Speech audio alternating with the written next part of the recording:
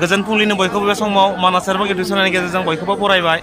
बे समाव आं नोंथांमोननो दिन्थिनो नागिरदों दिनै उदालगुरि जिल्लानि सिङाव थानाय खैराबारि बेवहाय बर' थुनलाइ आफादा 50 बोसोरसाला जथुम्मा बे खुंफुंदोंमोन। बे दिनै गेवलां मेल बिथांमोना बे समाव बिथांमोना बे फुंबिलि समावनो बिथांमोना हारिमु हान्जा सुरनो थाखाय साखाफारा जादों। बे समाव नोंथांमोना नुनो मोनदों हयथ' नोंथांमोना दिन्थिगोन बिथांमोना जोबोद हारिमु हान्जाखौ सुरनो थाखाय बेयाव साखाफारा जादों। बे समाव नुनो मोनदों नोंथांमोना आइजोफोरा बर'नि ट्रेडिसनेल दख'ना गाननानै आर'नाइ लानानै ना गुरनो नागिरदों नुनो मोनदों। रेडि ना बाजैमोना? रेडि दे दे नै आरोबाव जोंहा खाम सिफुं लानानै रेडि। लोगोसे नै जोंहा बर' आइजोफ्रा हाबा जायोब्ला मा मा नांगौ लाखादो। मा बिसोरो हाबायाव नांगौ ना गयखौलाय मा दसेनो मोनजागोन नामा?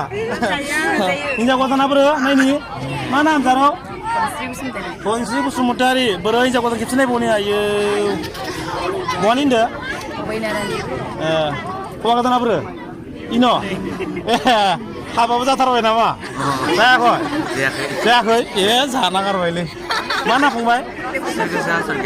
आदसा दे हाबा जालायनाङा दै ओरैनोसो दिन्थिफुंदो ओरैनो जाथारलायनाङा ना जाथारगोन? नै बिनानावमोना रेडि एकदम बारि प्रिपेयार। लोगोसे बे समावहाय गेवलां मेल मानास बर' थुनलाइनि बिथांमोना रेडि आरो खोन्थाबावगोन नोंथांमोना जोबजासिम भिडिअखौ नायलां आं नोंथांमोननो खोन्थाबावगोन।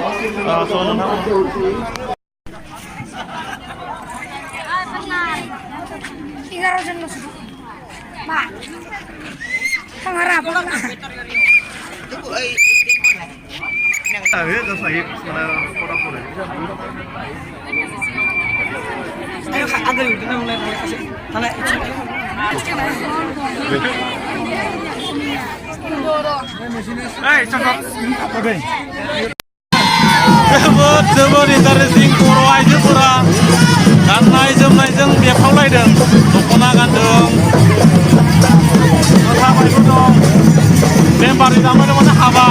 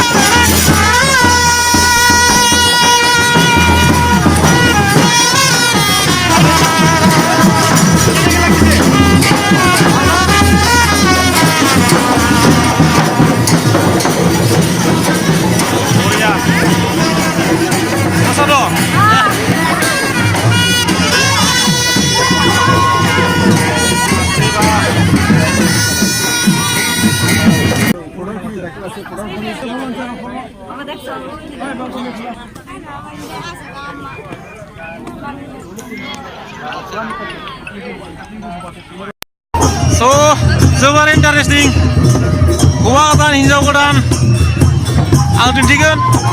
हानजा सुरनाय हौवा गोदान हिन्जाव गोदान फंबाय नै हौवा गोदान हिन्जाव गोदाना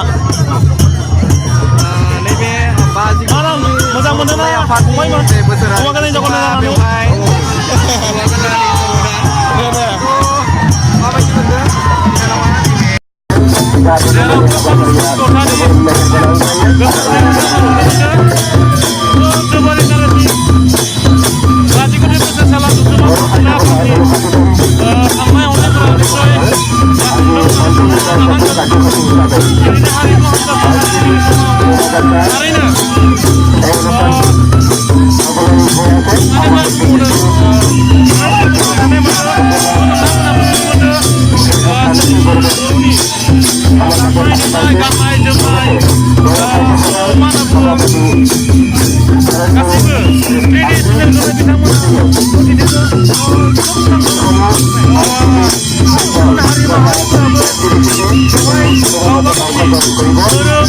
hari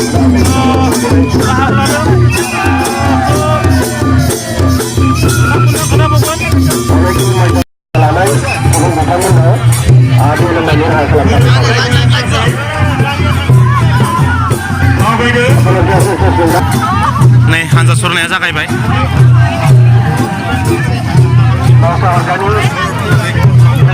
हानजा सुरनायखौ केमेरा खेबनो थाखाय रेडि बिथांमोना नै दामि दामिनि केमेरा लाखांबाय नोंथां लागासिनो फंबायाबो नै लागासिनो लादो फंबाय नो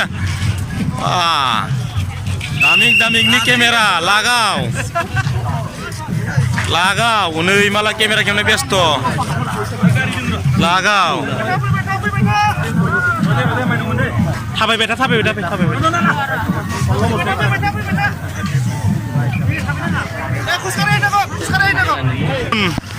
ड्रोन बाहायदो लागाव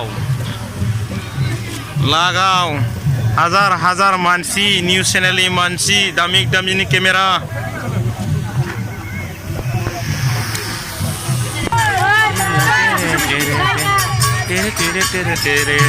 दावरायानो बिरबोबाय एबार दावरायानो बिरबोबाय रलि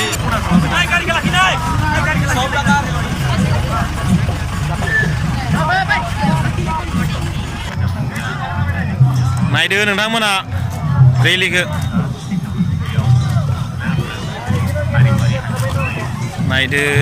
नायदो मानि स्पिडआव थांदो माने नोंसोर माने नायदो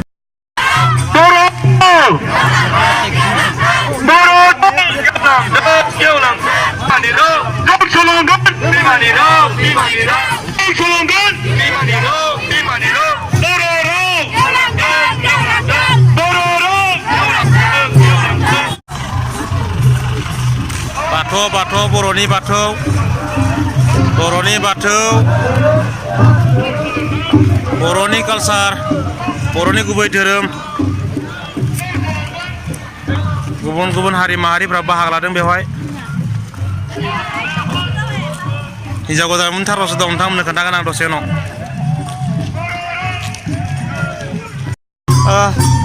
हानजा सुरनायाव बाहागो लाफाबाय जोंबो गासै इउटुबार फंबायमोना गासैबो हानजा सुरनायाव बाहागो लाफाबाय जोंबो थाबायफाबाय मेंबाय ज' नायदो नै जारौमोना जोबोद मोसाखाबाय लागाव फंबाय जोबोद गोजोननाय मोनदों जोंहा बेवहाय गोबां गुबुन हारि माहारिनिफ्राय बाहागो लादों गुबुन धोरोमनिफ्राय बाहागो लादों गुबुन आलादा फरायसालिनिफ्राय बाहागो लादों जोबोद रं बिरं जोबोद गाब गोनां जादों बे हाबाफारिया मेहेर गोनां जादों स' जोबोद गोजोननाय थादों गोग्गायो जोङो जोंनि बर' हारिखौ जै बर' हारिनो हाय friends I M also here नोंथांमोना नुनो मोनदों बेवहाय बर'नि कालचार आइडेन्टिटि बेखौ दिन्थिनो बेवहाय रेलि खालामदों स' एक्साइटेड नोंथांमोनाबो भिडिअखौ नायनानै मोजां मोनो जानांगौ नायलांबाय था बिथाङा मोजां बिथांमोननि सिगाङाव बर' हारिया जौगानायनि सापर्ट खालामनांगौ येस नंगौ गासिबो सापर्ट खालाम गासिबो जोंखौ जाय भिउआर बिथांमोना जोंखौ अनसाय लोगोसेनो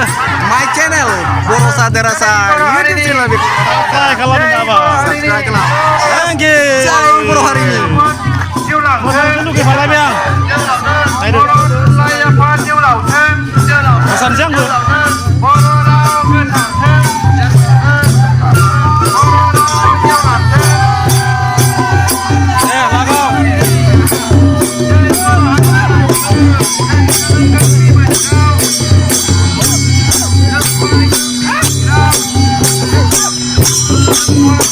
मोसानाय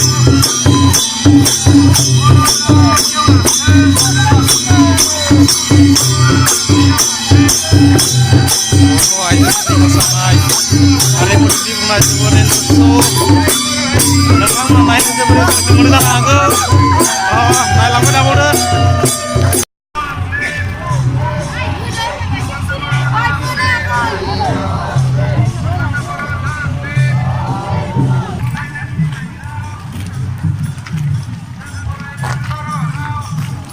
बाथौ हानजानि बा हानजा सुरिगिरि बिथांमोन लोगोसे मादैमोनाबो बाहागो लाबाय बोराय बुरि देखा गैयाना मादैमोन बाहागो लानांगौ दे फन्थि गल दे बाव नै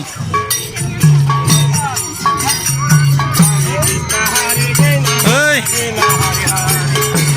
मेंबाय नामा मादैमोना मेङाखै न' मेंनाङा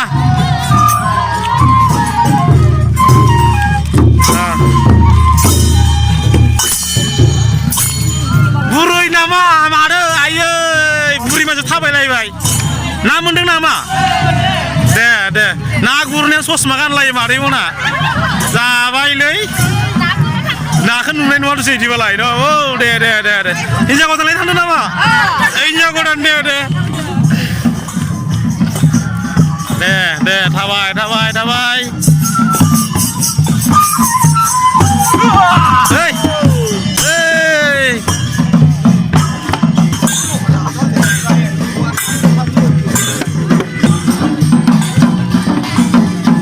हिनजाव गोदान हौवा गोदान लाजिदों नामा बैराथि माहाया नै बैराथि माहाया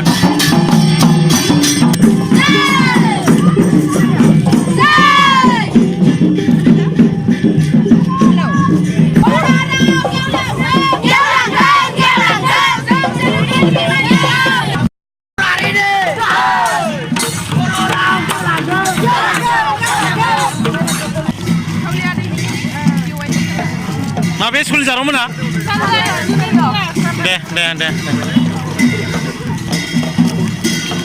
जारौमोननि कलेज नामा कलेज ना स्कुल मा स्कुल नोंसिनिया हा